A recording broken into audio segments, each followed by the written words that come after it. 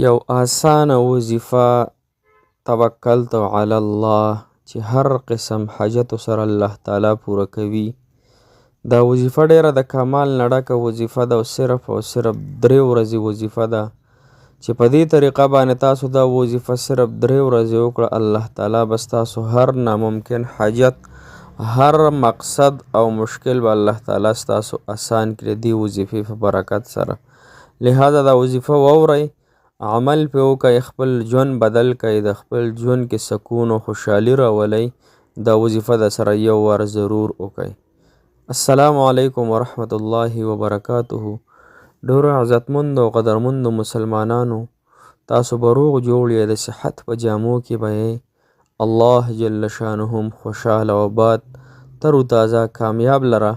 الله تعالی د ټولو مسافرو نه راضي شي او الله تعالی د ټولو مسافرو حامی او ناصر مددگار شي.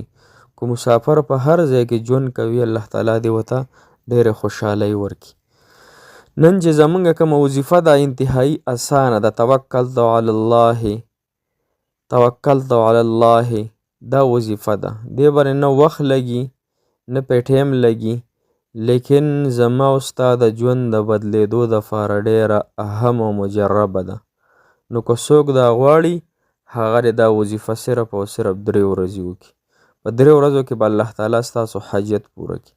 ګوره په 3 ورځو کې مې درته ځکه وي چې دا وظیفه به تاسو د کامل یقین سره کوئ.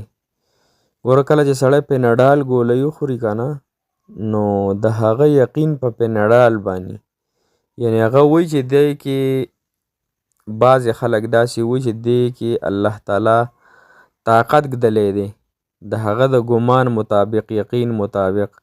بعضې خلک وایي فیناډال یعنی د الله تعالی نه ورسره د رحم معامله نه کوي، بس وایي دا دوایي به ماله شفا راکړي.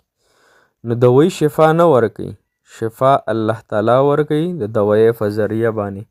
دغه دوایي خو عام یو څیز دی، لیکن چې کله پکې الله تعالی هغه طاقت کیدي نو بیا کار وکړي. لکه څرنګه چې موسی علیه السلام علما کرام فرمایي چې موسی علیه السلام یو پیره په خېټه باندې دړه رالی، نو الله جل شانه ته وفرمایل ای موسی علیه السلام دغه ونه چې ښکاري دی نه یو پاڼه وخوره. چې کله پاڼه وخوړه د موسی علیه السلام د خېټې درد صحیح شو. بیا په بله موقع باندې د موسی علیه السلام بیا په خېټه باندې درد رالی، نو هغه موسی علیه السلام هغه پاڼه راوشوکله ویې خوړه. نو الله جل شانه د سیړه ورته ارشاد وشو چې زما کلیمه دا تا چې کومه پاڼه وخوړه او ما راته مخکې ویلي، نو هغې کې ما شفا تا دپاره ږدلې وه، دا اوس چې ته وخوړله دې کې ما ستا دپاره شفا نه وه ږدلې.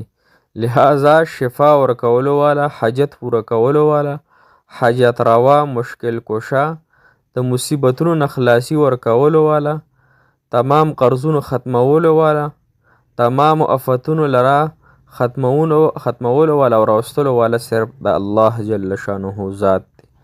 دا خبره مې دې پورې تاسو ته وکړه چې ګوره یا یقین به په الله تعالی ساتو ښه، او وظیفې به مو تاسو کوو، منځونه به کوو، د الله تعالی در به نه پرېږدو، د الله تعالی دربار به نه پرېږدو ښه، چې دا زما او ستاسو عقیده وي.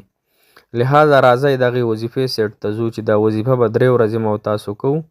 دا به کمې طریقې سره کوو.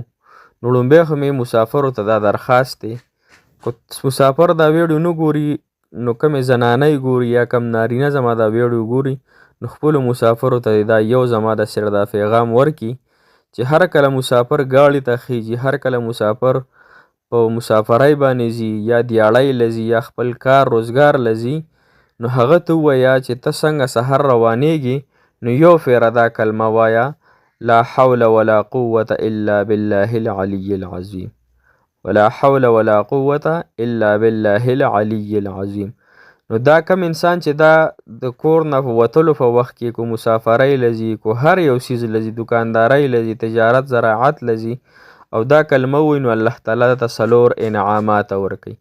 لومبی انعام د دې سړي حفاظت وشو ښه، د هر مصیبت نه، د هر اکسیډنټ نه، د هر آفت نه، د غم نه، تکلیف نه الله تعالی ته حفاظت ورکو. دا په یقین سره دا خبره د حدیث مبارکه و ده، د حفاظت وشو، د کفایت وشو، الله تعالی د په هر څیز کې کافي شو. چې ستا الله تعالی کافي شي او د کم مسافر الله تعالی کافي شي نو هغه ته بیا څوک هم څه نشي ویلی. دنیا ټول طاقتونه راجمع که دته نه څوک نقصان رسولی شي، نه ورته څوک تکلیف ورکولی شي، نه دته څوک غم ورکولی شي. لهذا دویم نمبر باندې د کفایت شو، حفاظت، کفایت، شفاعت وشو. ګوره شفاعت هم د الله تعالی د وکړو د انسان د دې یوې کلمې په فضیلت باندې. او بل دا چې د دې انسان نه شیطان لرې شو.